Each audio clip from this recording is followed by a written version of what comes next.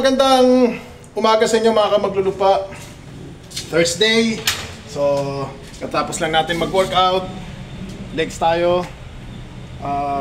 Tapos yun, nag-live ako nung kahapon. Naglaba. So, hindi, baka makatulong lang po to sa inyo. Gusto ko rin po i-share. Kahit di po ako sikat na YouTuber, baka makatulong po. Konting kwento lang po. Na-aksidente po ako sa motor.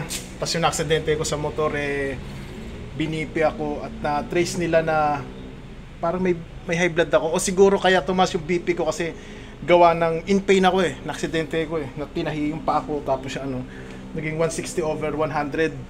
So hindi normal, di ba?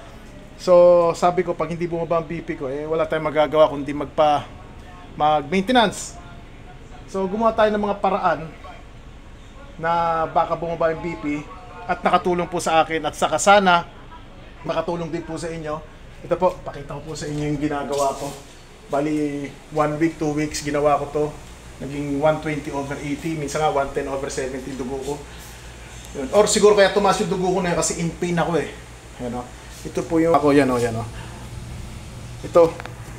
Bali, naglalaga po ako ng ano po ba yan? Yang tanglad.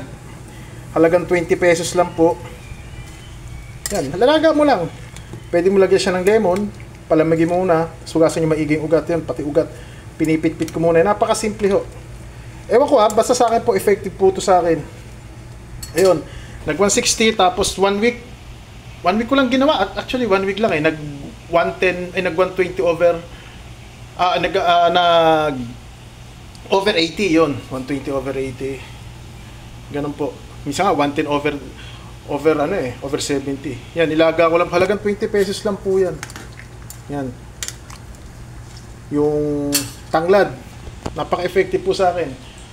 Tapos, itong ulam ko mamaya, mga tanim ko to Bali, papakuluan ko lang yan. Yang gulay na sa kamatis sibuyas. Pag pakulo po niyan, yun, okay na. Tapos ito ang magiging protein ko. Yan, yung chicken.